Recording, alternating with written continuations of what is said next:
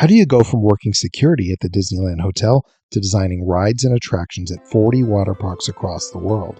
Today we're talking to Rick Bastrup about how he basically pulled off the impossible to create Voyage to the Center of the Earth at Hyland Hills Water World in Colorado.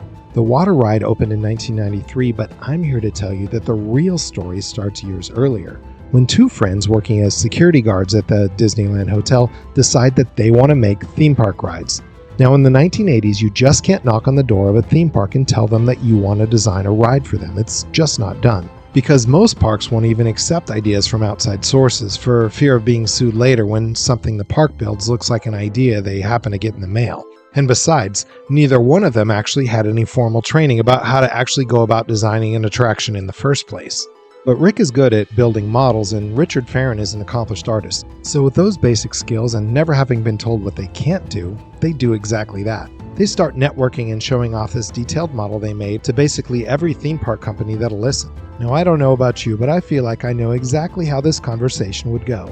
Some theme park executive would look up from his resume and say, "So you're a former cop working as a security supervisor at the Disneyland Hotel, and this guy's a character performer in the Main Street Electrical Parade, and you both play in a band, but you two want to become the world's most prominent expert designers of water park attractions?" And they'd say, "Yeah, that's pretty much exactly what we want to do." But then something happened that no one could have predicted. It worked. To their surprise, pretty soon they're making models and then complete rides for those parks. They start being known as the two Richards, R&R. Hey, R&R is here. So naturally, they became R&R Creative Amusement Designs. Okay, so all of this is great, but what does that have to do with water parks? Well, along the way in their networking adventures, they met a man named Dave Bradley. Dave Bradley owned a company that manufactured rides, so he knew how to put them together, but he also owned a quaint little gem of a park in Los Angeles called Beverly Park that just so happened to be frequented by this man, who was always looking for a fun place to take his daughters on the weekend. So Dave Bradley not only helped to inspire Walt Disney to create Disneyland, but he was also instrumental in R&R becoming the world's most prominent experts in water park attractions. Make friends, people, you never know where it may lead. Because just about then, Dave Bradley got a call from a family entertainment center in Houston that wanted to add some water slides to their mix. And he referred them to a young upstart group called, you guessed it, R&R Creative Amusement Designs. But when R&R took a look at the project, they decided that mere water slides wouldn't be quite good enough. So they sold park management on a new idea. A fantastic Western-themed water slide complex with animatronic figures, props, special effects, and synchronized music. More than water slides, it transported guests on an Old West adventure, with help from Dave Bradley, of course. Thus, Crooked Creek Washout was born. Fans loved it, the industry loved it, and the World Water Park Association gave them their very first Innovation Award, the first of 3, which turned out to be perfect timing because that was just about the time when the entire world was about to explode with water parks. So in the early 1980s, when one of the world's first true water parks, Raging Waters, was being developed, R&R was called almost immediately, and they worked on concepts for that park, which got the attention of Knott's Berry Farm because they needed help on their new ride, Bigfoot Rapids, which seemed like a big deal until Universal Studios called to help them do the concept on a little ride you may have heard of called Jaws. Oh, the gun on that ride, the APC-14, that was Rick's idea. It stood for Aquatic Pest Control. If you have a shark problem, call Rick Bastrup. But not to be outdone, because nobody is allowed to be the last company to call R&R in this story, Six Flags then rings them up for a log flume ride called Yosemite Sam and the Gold Rush Adventure, another famous log flume ride that R&R developed. And so, as you can imagine, R&R started to develop a reputation, not just as innovators, but as the water park guys. If there was a ride with water involved, R&R were the people to call, and that success has continued for over 40 years. Which brings us to the part of the story where the world's biggest water park, Water World in Hyland Hills, Colorado, asked R&R to take a simple water slide and turn it into an immersive adventure. Because if you're going to take a water slide, it's always better when it's also an immersive dark ride complete with dinosaurs. With that said, this is Making of the Voyage to the Center of the Earth with the man who pulled off the impossible. Please welcome the legendary Rick Bastrup.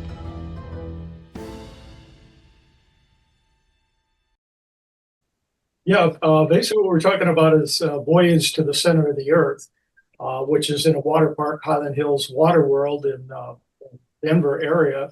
And it's completely enclosed dark ride for a water park, which really isn't done anywhere, but we did it there. It's got three big show buildings where all the action happens, where you first meet the dinosaurs and so forth. I haven't, unfortunately, I've never been able to go on this ride. I think it was before my time, but in the research and just watching videos, it was interesting because it felt like there were triggered elements that as you went through, but at the same time, because it's a water ride, it doesn't seem like you have control of the tubes as they're going through. Is that just a little bit of design magic, or how was that handled? Well, there's a couple of different ways that we do dark rides like that. Either they're activated by sensor, or they're in a timer, or they just go on, or they're continuously going on. Really depends on the kind of character that's there. This particular ride, we came through Hyland Hills Water World, but we had done a ride with them a couple of years earlier called Lost River of the Pharaohs, and that was a half of a dark ride. You're outside going through kind of the temple ruins, and then you went into a pyramid there and met some cobras and grave robber and treasure and special effects. And you finally ended up taking a run through a volcano at the end, spinning through a volcano. So it's quite a ride. And that one, Voyage to the Center of the Earth, it actually opened the door for Voyage to the Center of the Earth. And Lost River, basically we won the Innovation Award for the World Water Park Association. But that was the opening door for the next one, which was even a bigger hit, which still, both of these still run, Jeff. You can go up and ride them. So they're still running. Well, that is honestly, that's good to know. I did not know that. I kind of, in some of my research was trying to call it like defunct. And I was like, I don't think it is. I think it's still there, but knowing it's still active, I definitely want to go check that out in person. Well, they maintain it and maintain both rides, and which is difficult in a water park environment, in a seasonal type environment. But you still go up and ride them today. But the Lost River was, in essence, the opening. So from that perspective, then the first ride kind of was more proof of concept, and then they gave you more money to do the second ride? No, not really. It was just a prelude to the other one. It did so well that people just loved it so much that they said, "Well, let's do something bigger and better." Who doesn't want to play with dinosaurs? So that was basically how it came up, with the idea for that. It was very apropos when this ride came out, because Jurassic Park was right around the corner. And in a way, you kind of got to capitalize on an IP that didn't exist at the time, which, in today's day and age, right? If someone could come up with a How to Train Your Dragon attraction that has nothing to do with the IP How to Train Your Dragon, it's a big hit. Can you tell us about the story of the ride for those of us who haven't been able to go through it? Well, basically the story that I wrote, and it's the same story I wrote on an IAPA show. And our friends from Hyland Hills came to our booth, actually, and originally we did the Lost River of the Pharaohs. And then 2 years later, they came to our booth at the IAPA and said, "Hey, we want to do something bigger and better and big show buildings and so forth." So basically, I gave them the story. It's a Jules Verne story, or is it H.G. Wells? One of the two, Voyage to the Center of the Earth, I guess. Jules Verne. And it was basically a story that they began to build a new water slide for the park. And when they did, they suddenly fell through the crust with some of their equipment and a big steam shovel and so forth, and found there was an incredible tunnel that went deeper and deeper. And as they went deeper and deeper exploring, they finally ran into some dinosaur characters who basically chased them out. And that's what you go through now. You start off going through a swirling whirlpool that you go down. That's a lot of fun, into an area where there's bubbling pots and steam rooms and that kind of thing. And pretty soon you start running into dinosaurs. And probably the first one that you run into is the Elasmosaurus, and that's in a swamp. You're going to a swamp. Now, this is a tube ride, right? Like 3, 4, 5 people get in the tube out of each other. So it's a wet ride. It isn't a dry ride. But they run into the swamp there where the Elasmosaurus comes out right over their head, right on top of you, goes downhill from there, ended up with meeting a T-Rex at the end. Then kind of being exploded back up to the surface with thunder and lightning and blue lights, and no real explanation other than you go through that and you're back home. At the start of the show, while you're waiting in line to get your tube, there's actually a pre-show, and that is a video of a newscaster, and he's explaining what's going on at the Hyland Hills Water World, and that the thing had fallen through, and that they were claiming dinosaurs chased them out and ate their camera equipment. Kind of in between was the Monster Time Theater, where I had really old, 40s type, 50s little pieces of music that keep people occupied in the queue line. So it's quite a production on it, and some people actually believe parts of it. They actually believe that the steam shovel fell in and all that. There's something lurking down there. So that's what we made our mark there. I feel like you sort of got the scoop not only on Jurassic Park by a year, but also Mickey's Toontown, which opened in 1994, and the kind of the idea that Toontown was always there.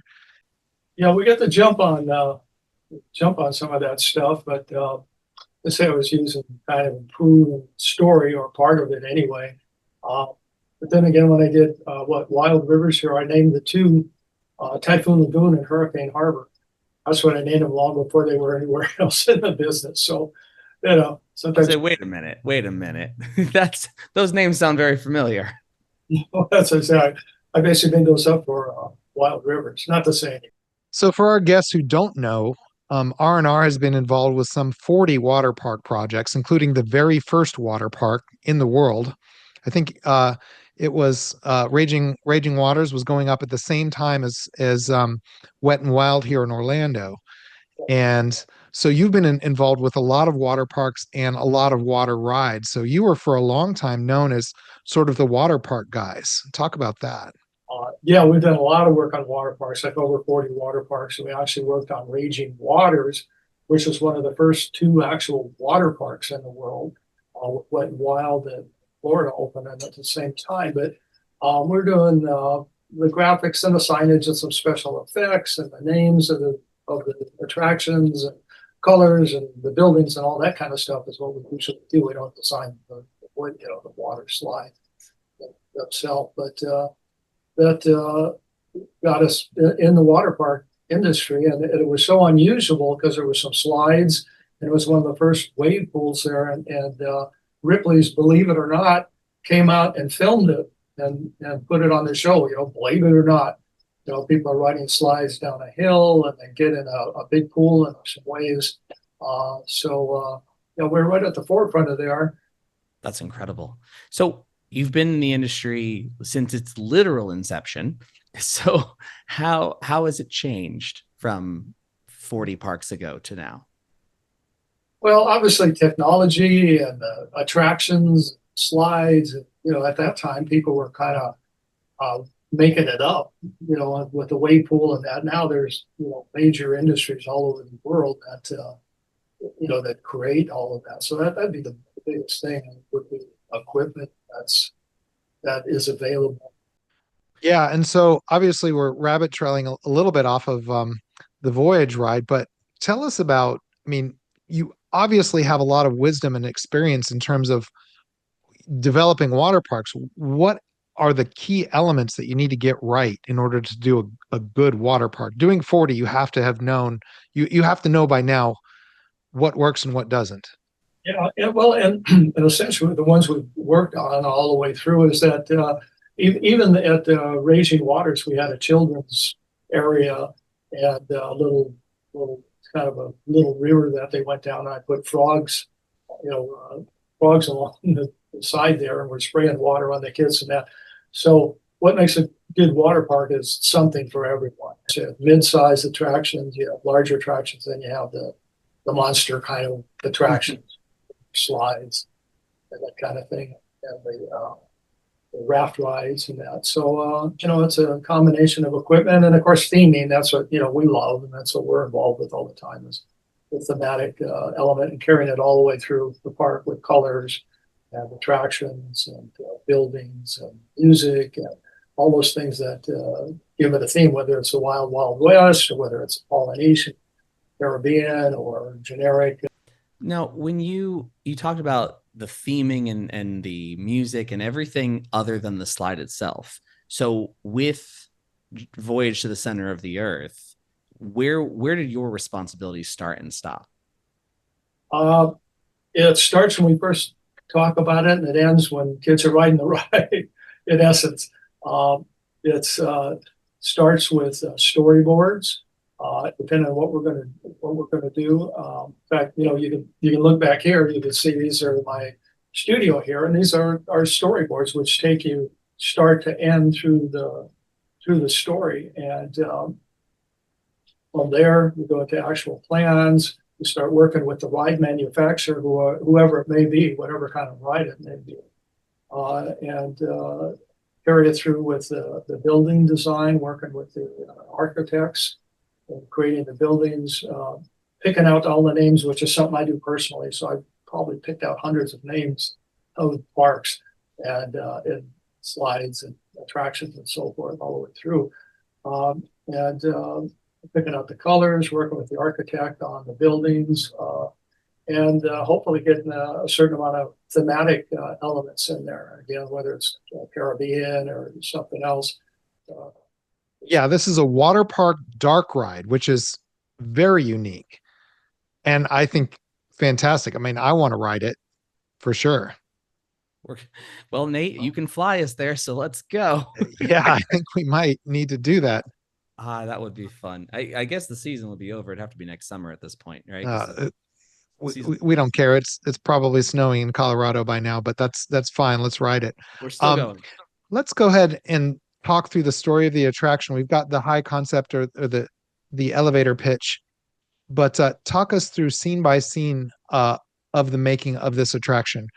Okay, the attraction starts actually in the queue line where we have video presentations, and it's a newscaster, and the newscaster is talking about the fact that Hyland Hills was building a new water slide, digging a hole, and suddenly the equipment started falling down into the hole, and they found that it was a cavernous passage that went down deeper and deeper.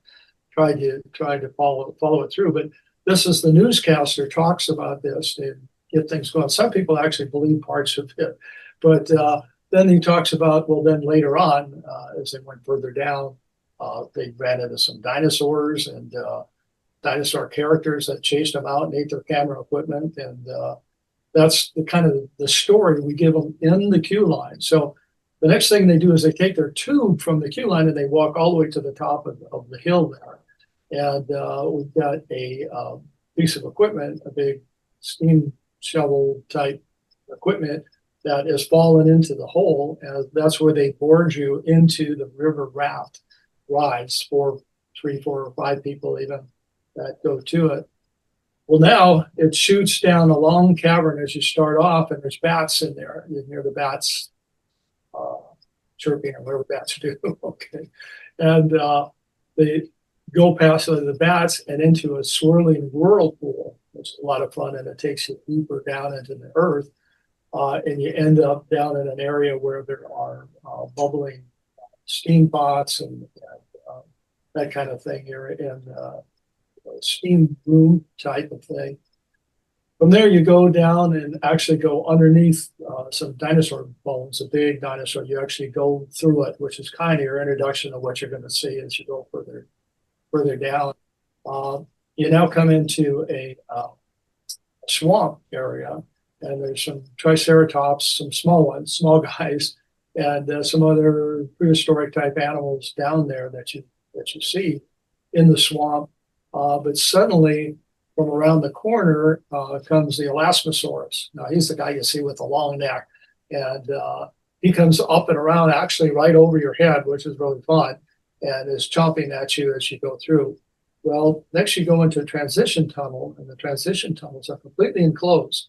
So this ride has 3 large show buildings plus the boarding building, okay?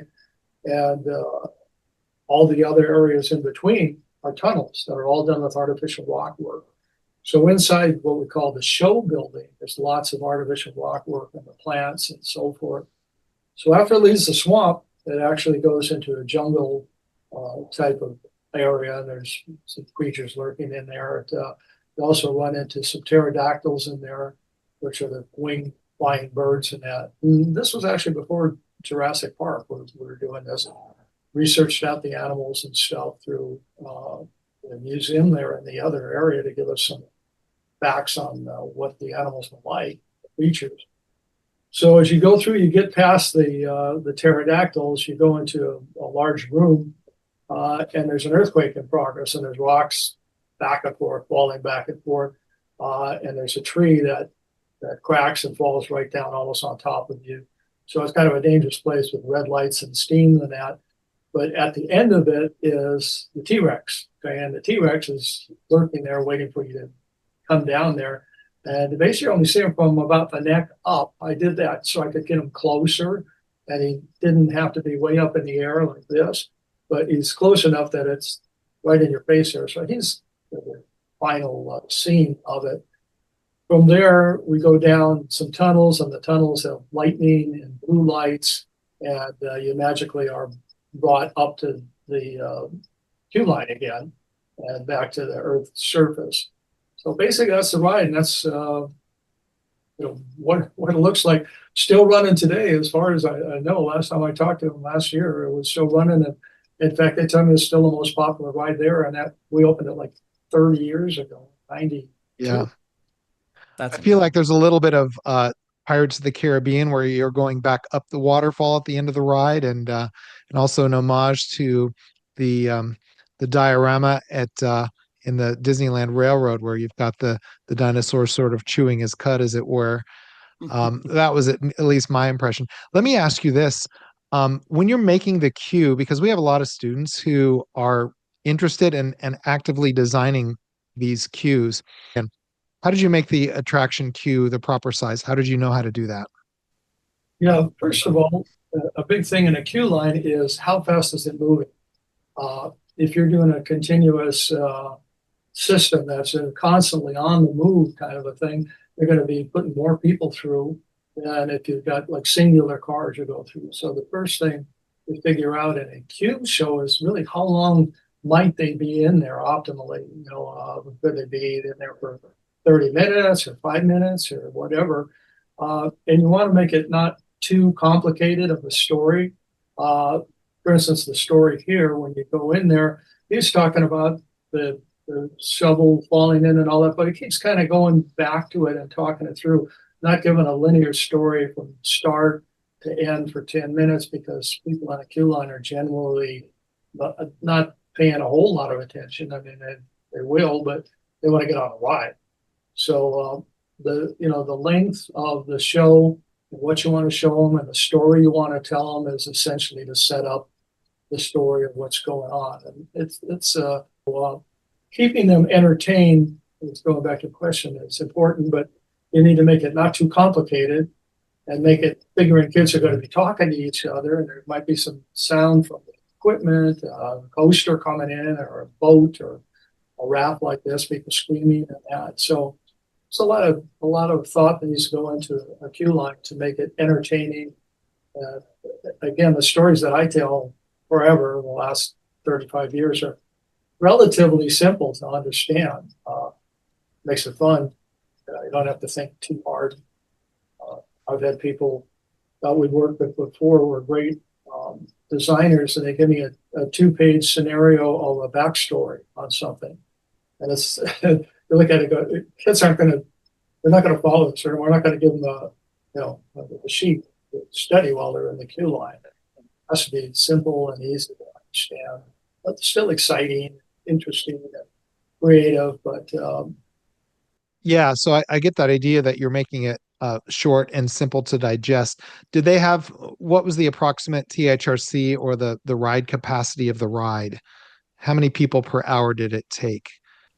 Yeah, the wait time was about 10 minutes because that worked pretty well. And when the kids were people, whoever it might be, adults, kids, as the tube came in, they grabbed the tube and ran it back up the hill. To be honest, I couldn't give you the capacity right now. I'd have to go back and figure that out. It's been a long time. How do you make sure that people can get the story? Did you do any sound engineering at all? Or have any controls, or are there best practices that can help control the sound? Yeah, well, of course, any kind of a dark ride or interior, those kind of things. Sound is critical. Sound is critical to everything we do. We put sound everywhere, under the bridge, on top of everything, everywhere we go. But the challenge is to mix everything properly so it just doesn't become a bunch of noise. In the development of this ride, what would you say was the most difficult technical challenge? Well, we had the big buildings. I think you got some good pictures of the buildings, how big they are, massive warehouse type buildings, and to make that into a theme, that takes a lot of artificial plants, a lot of artificial rock work to do that, and then to light it all properly. But yeah, it was challenging. I'd say the background scenes were as challenging as any of the characters of the dinosaurs. And lighting is always critical. If you're inside, lighting makes it a breakage, one way or the other. Did you have a soundtrack, or was it only special effects? Talk about the sound in the attraction. Yeah, well, we started off as you went down. We had the bats in the bat cave. You hear the bats, and then you go through the swirling vortex going down, and that thing went fast. It went down like 4 times around, and we had some music in that, and it was some old music that they used in a movie like 50, 60 years ago, and it was in public domain. It was just a great kind of a background track. But then it goes into the steam room. We've got the sound of steam and all that. It goes into the swamp, and swamp sounds in the background, and the Elasmosaurus comes over the top of that. So that's all the way through. The audio is critical. Talk about how you approach the sound in terms of, we talked a little bit earlier about triggered special effects. There's triggered points. How do you approach that? Some sound is continuous. It's just in the background all the time, and it's running. Whatever it may be, the swamp, let's say, is Elasmosaurus creature or something that appears, it would be triggered with a triggered effect.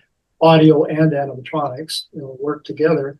And then there's some things like the pterodactyls that we use that were in a constant state of flapping their wings and screeching. That was just a constant soundtrack.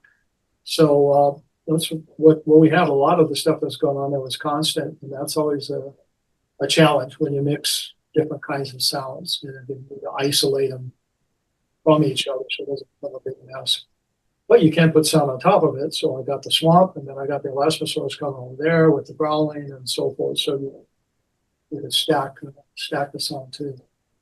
Is that just a matter of testing and adjusting on site, or is there a way to plan it out? You have to think about the placement of the speakers, where the speakers are, and that's going to come too close to each other and that kind of thing, and where the sound is coming out. But basically, it's on-site adjustment with your ear mixing the stuff, riding the ride, going, yeah, it's a little too loud there. We better kick up the Triceratops some so we can hear it. But it's not only the hard part; it's one of the fun parts.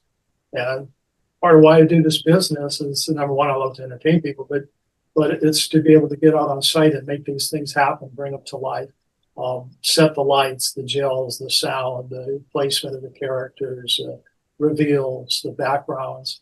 We probably put in millions of dollars worth of artificial plants along the road for some of these indoor attractions. You have to think it through, but until you turn it all on, you don't know.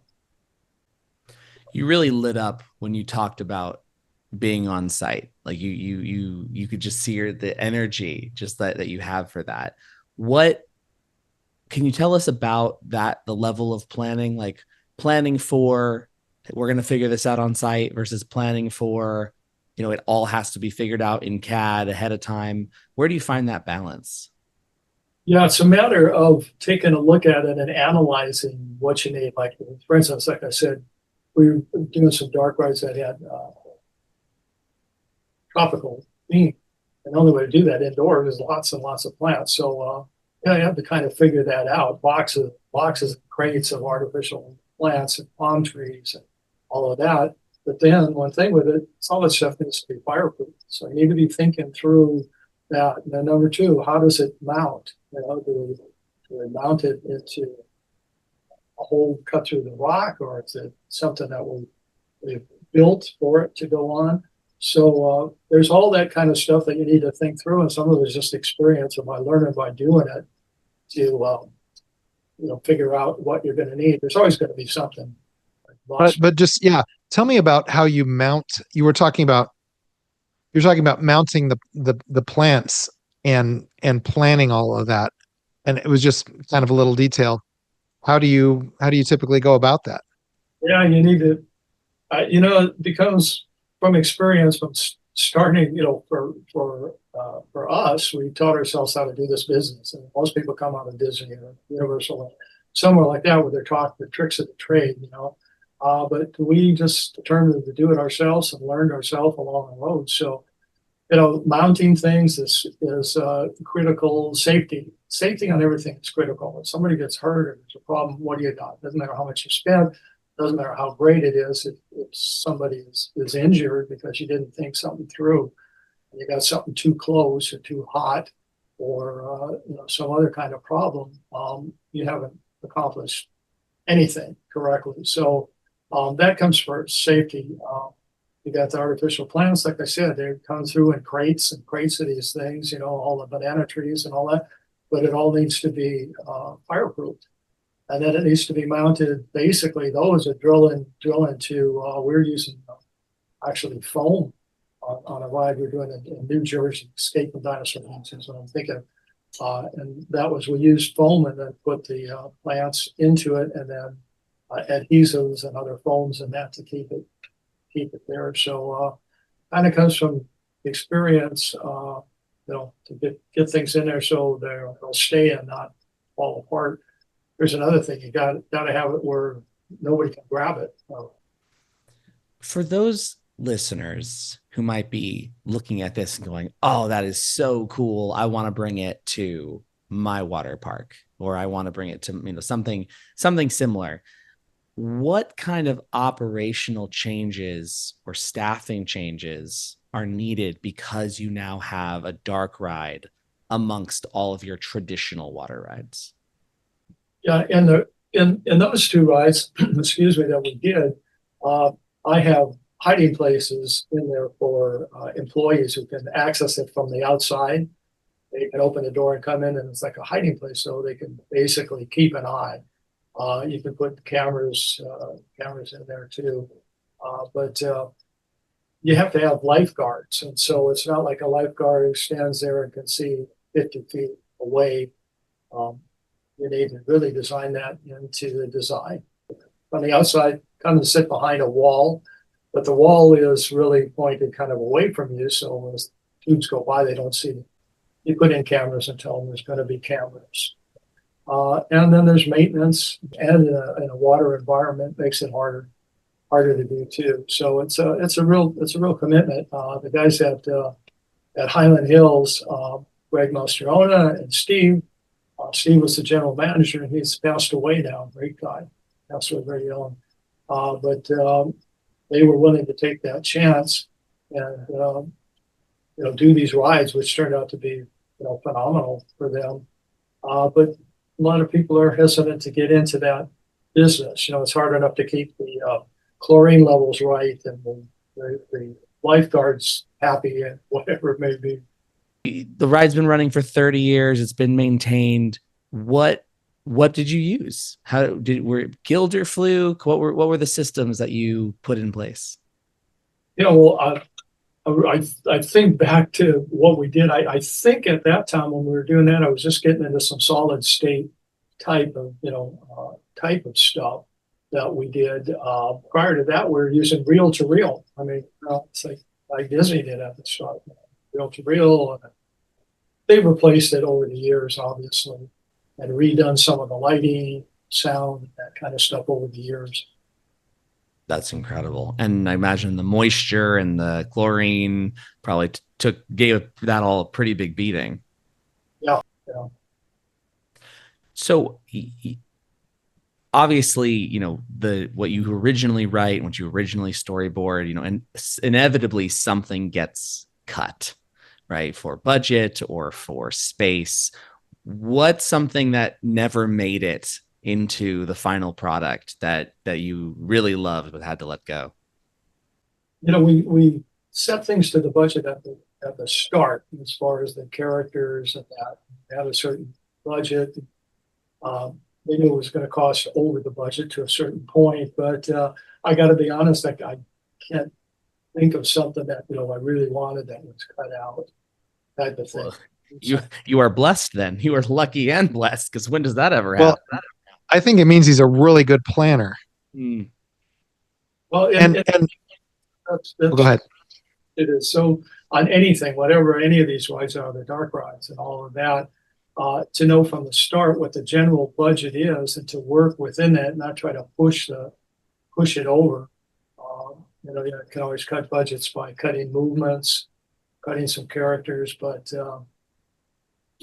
like I said, planning. It's not going to be perfect, but you're not going to tell them it costs. You need to be honest with your client. And, they look to you to be the expert on it, and you can't do it down to the dollar, but you need to say, hey, this is going to cost like $3-4 million, whatever, and tell them the truth. Don't tell them that if you know it's going to be $10 million, because that's when you have problems. So I'd rather be under than over.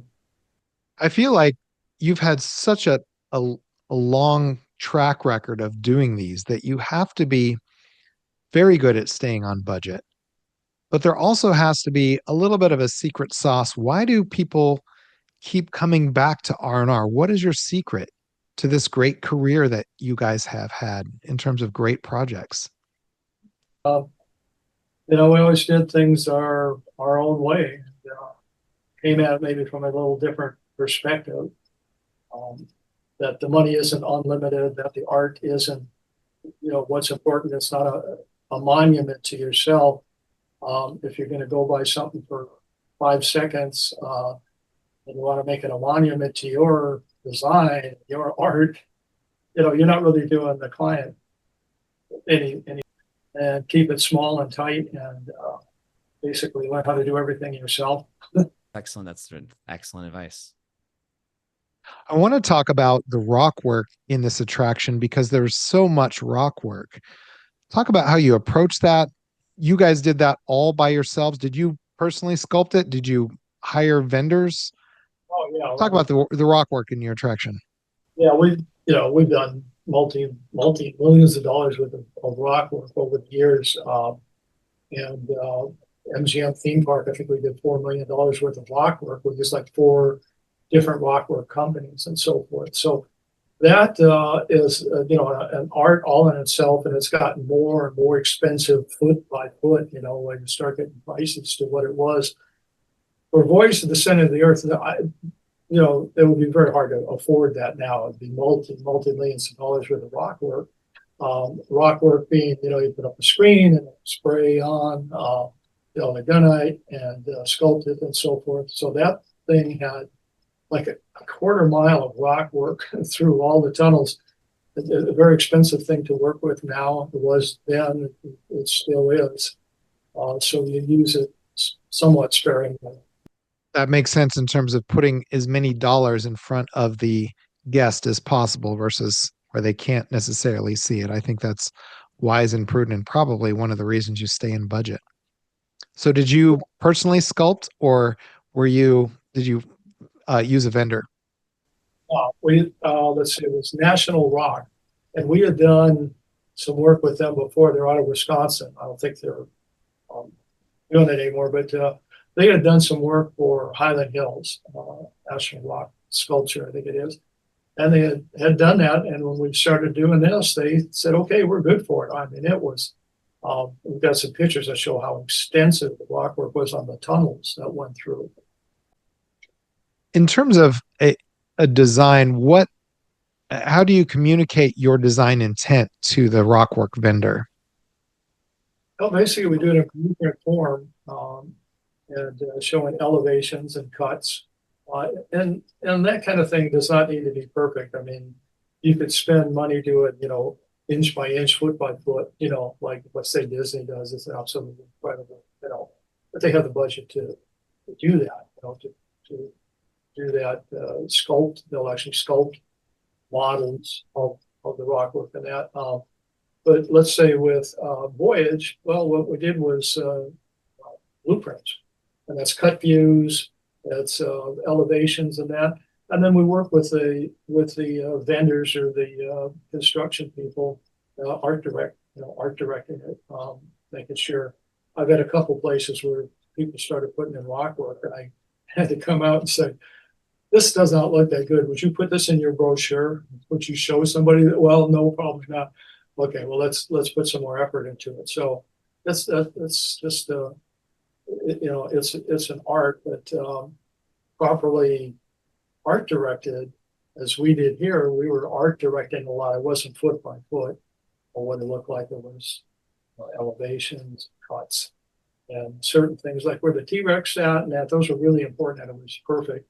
In other places, some of it wasn't so perfect, but it's in the dark or the light shining on it, that kind of thing. So we got a lot of bang for the buck. I couldn't tell you what the budget for that was, but it was substantial. Both of them actually, both the Voyage and the Barrels. That is some of rock work. You'd probably see in some of the pictures. Yeah, well, it turned out great. I want to ride the ride myself. Could you talk about the animatronics? And I know that these are Sally Corporation animatronics, but talk about how you approach animatronic design for an attraction like this. Well, animatronics, the pricing is in the movements. So if you got a character that does 20 movements in his face, and that kind of thing, and all over the place, it's going to be a lot more than something that does 3 or 4. Which in some instances work. And in animatronics, part of it is how long you see it. And not only how long you see it, but what I call the illusion of life. If you look at an animatronic character, generally you basically know what it is, but you can give it a lot more life. And one thing that gives life, if you're close enough, is eye blinks. Spend the money to put in eye blinks because people don't just stare with their eyes open all the time. It's subconscious. But you put in eye blinks, you put in the movements of the head and so forth. So the pricing on that is all on how many movements. We've got many millions of dollars worth of animatronics with work with AVG. We've done a tremendous amount of work with the Garner Holt people. They're great. And Sally, of course, we've been doing stuff with them for 35 years. But you can go overboard with it and put something. You can go one way or the other. You can have something that's got just a couple of movements and it looks like something that should be in a store window, or you can go way overboard and put 20 movements that cost a lot of money and people only see it for 5 seconds. So you need to analyze those animatronic characters, what their use is. Like I was saying for Grand Canyon Rapids, for Phantom Theater, we did those. They were 7 feet tall. The characters were 7 feet tall because you saw them in a large area, and they looked normal when you saw them. I made them 7 feet tall because 6 feet or something, they would be too small. What kind of guidelines do you have in terms of sizing? Are you saying that the animatronic would need to be 7 feet tall to look right? Are there guides to that kind of thing? What I look at is, for instance, the Grand Canyon Rapids, the MGM theme park. Well, you would go through a flooded town with animatronics and so forth, and you'd go into a bank robbery in progress with the bad guys shooting on one side, and the marshal was actually, they sculpted him after me. He's on my book, on the front of my book is me and the marshal. But I made those characters 7 feet tall because they were in big scenes and people were going by in a raft. And so that if I, like I said, I would have put a normal person 5'10" or something, it wouldn't have played because it wasn't close enough to do that. And the proximity is another thing too. Is how close are you? If someone wanted to get a hold of you, if they're an attraction operator, how should they get a hold of you, and what should they be thinking about in terms of using you? What are your capabilities as a company? Yeah, the best thing, of course, is to email me. It's Rick at R&RDesign.com. Whatever you got going, whatever you'd like to talk about, it doesn't cost anything for you to give me a call and maybe even think and talk about what it is you want to do and what kind of budget you want to do. Is it realistic? I mean, I have some, let's say, unusual people get a hold of me who want to build this or that or whatever. I have to kind of wade through some of that. But I'm always happy to talk to anybody who's got a plan or a dream, wants an upgrade. All right. Well, Rick Bastrup, thank you for being with us today. This was a wonderful conversation about Journey to the Center of the Earth. Just a wonderful dark ride. Well, Hyland Hills Water World. Thanks for being with us today. Anytime. And I've got dozens more projects that you might find fun. I'll be glad to take you through them and talk them through, and anytime you want. So I do it. All right, great.